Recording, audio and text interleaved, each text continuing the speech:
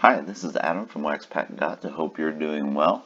In this video, I want to run through the 2020 Baseball Hall of Fame candidates and let you know who I would vote for if I had a ballot, which I don't, of course. But I also want to know who you would vote for. And to that end, I have put together a poll that you can access through Google Docs. I will put the link below in the video description.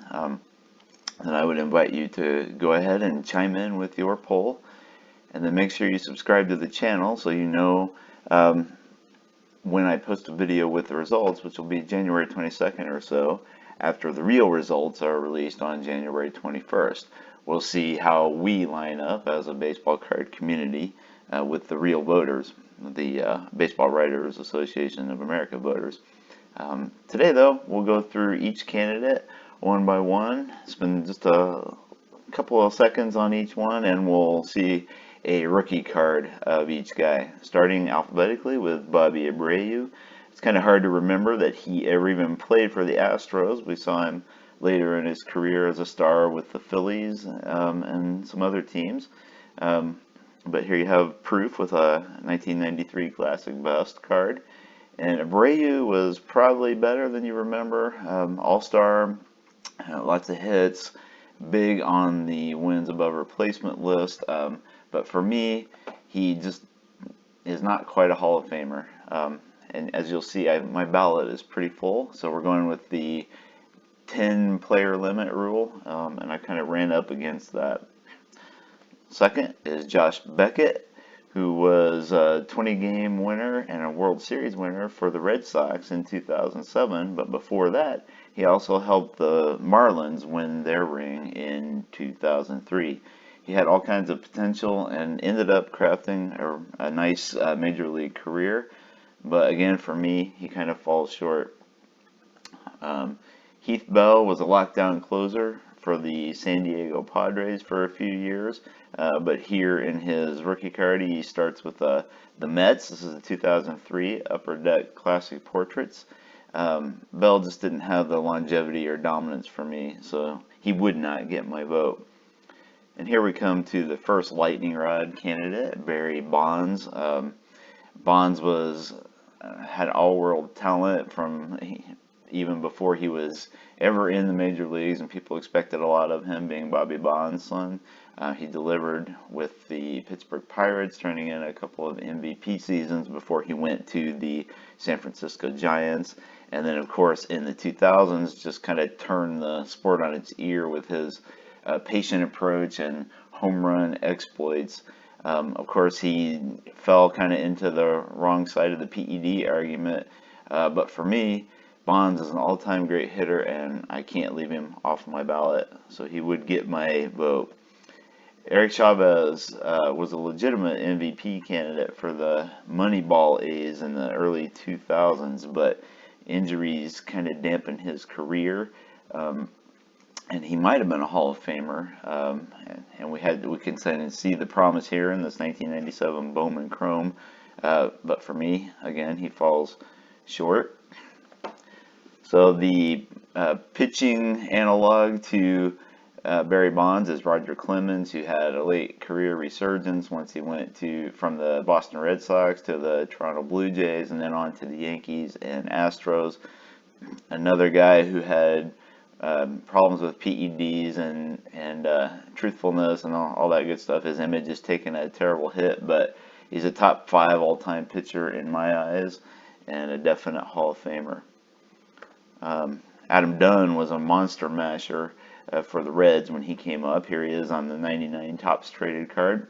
Big donkey. He was a joy to watch, hit all kinds of home runs, seemed like he hit 40 exactly every year, but he just didn't have enough overall to make the Hall of Fame for me. Sean Figgins was a fine middle infielder, even picked up some MVP votes for the Angels, but his career wasn't long enough, and it wasn't at a high enough level to get serious Hall of Fame consideration, in my estimation. Rafael Furcal actually played more years outside of Atlanta than with the Braves, but he made his name with that tomahawk on his sleeve. Still, not quite to Hall of Fame levels in my mind. Jason Giambi was another guy with performance enhancement drugs issues, at least perceptions. Hit a lot of home runs, did a lot of good things for the Moneyball A's, and then later became kind of a postseason fixture for the Yankees, but falls short of the Hall vote here. Todd Helton was a great first baseman for the Colorado Rockies, and I think he gets dinged a little bit for having played in Colorado all his career. I think we don't quite realize um, the heights that he reached with his glove and his hitting. Um, to me, he's a top 20 or so first baseman, regardless of his Coors play or the fact that he played in Coors, and Helton does get my vote. Raul Ibanez, he was a guy who kind of didn't do too much in his 20s, but peaked in his 30s and played a long, long time. He ended up with 2,000 plus hits, but just wasn't good enough at his peak and didn't last long enough to make the Hall of Fame, in my estimation. Derek Jeter, of course, the captain, part of the core four of the New York Yankees dynasty of the 90s and 2000s. Um, there's a good chance he'll be a unanimous Hall of Fame selection, just like Mariano Rivera was, and he definitely would get my vote. Andrew Jones, a center fielder for the Atlanta Braves, who was probably the best center fielder that I've seen in my time as a baseball fan in terms of um, defensive prowess. His problem was that he fell off the table pretty quickly in his 30s, but still put up some really nice offensive numbers. And here his 1995 Bowman rookie card reminds us of kind of what he looked like as a youngster. To me, he's top 10, top 15 all-time center fielders, and he does get my Hall of Fame vote. Jeff Kent is a top tier offensive second baseman amongst the all-time greats. Won an MVP award, had some famous battles with Bonds personality-wise. Maybe in a weaker year for the ballot, he would get my vote, but as it is, there's just not enough room for him here. I was pretty jazzed when the Reds traded for Paul Konerko from the Dodgers, but that lasted all of 26 games.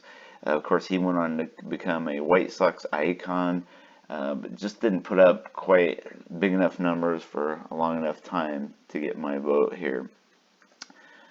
Cliff Lee spent the period of time there in the 2000s where it seemed like he turned up on every contender, every possible World Series team, and always put up really gaudy one-loss records. But he came up a little short for me in terms of length and quantity of career. Carlos Pena hit a lot of home runs for a whole bunch of teams, but he started here with the Rangers and on his 2001 Fleer Platinum card. Didn't quite have the overall numbers or the peak value to make the Hall of Fame. Brad Penny, he started with the Marlins and he actually won a ring there. Had all kinds of potential. Put together a pretty long career, but it wasn't quite Hall of Fame caliber. Andy Pettitte, another member of the four core of the Yankees. He's had a little bit of a tough time making the Hall of Fame cut so far, but you lump him with Jeter, Rivera, and Jorge Posada as the big-time Yankees players who drove that dynasty forward. Also had some good years there with the Houston Astros and lots of postseason experience. 200, well over 200 wins. He's like a top 100 starting pitcher or so, probably better. He's better than some guys in the Hall of Fame. It's a little squishy, but I think he eventually gets there, and he gets my vote this year. J.J. Putz, he had a few 40 save seasons, but I don't really consider him a Hall of Fame closer.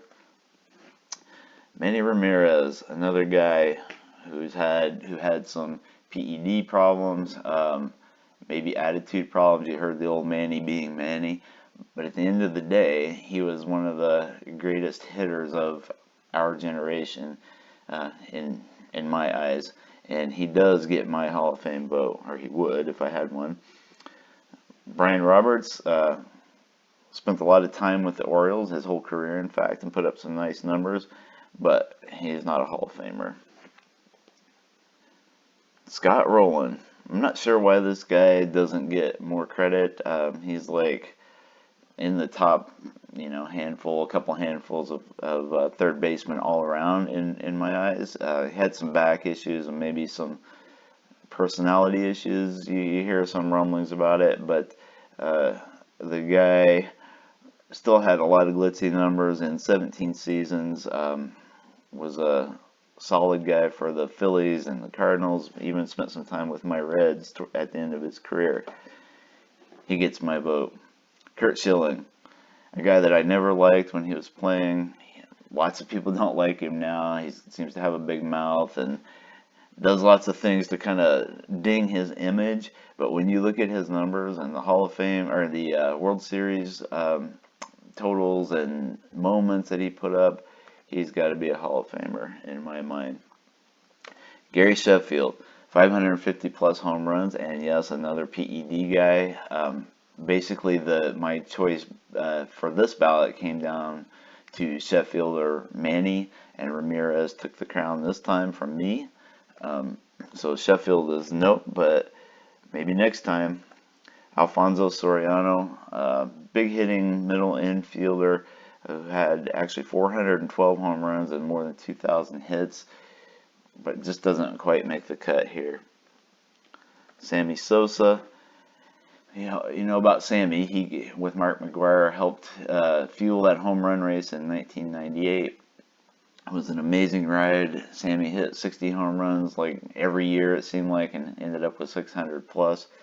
But he's just got too much of a PED baggage for me, and too much personality baggage, and kind of that peak was not backed up by a long, steady career. Maybe he would make it for me in a weaker ballot, but not this year. Jose Valverde, he was a workhorse reliever and a closer for a while. Went through the late 2000s and early 2010s as one of the best of those guys, the workhorses, but doesn't get my vote here. Omar Vizquel lasted for a long, long time and was a star with the Cleveland Indians, although he started with the Mariners. It doesn't quite make the cut for me.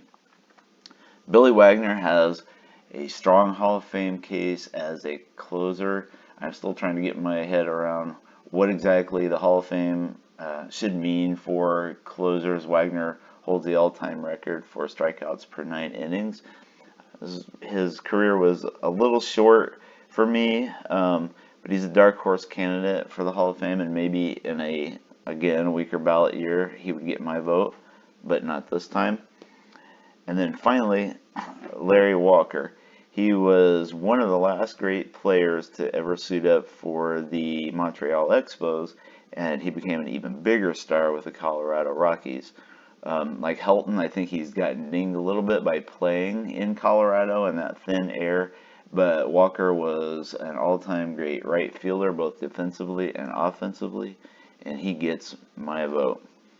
So there you go. Those are my guys that I would pick for the Hall of Fame this year. And again, I would like to know who you want to vote for.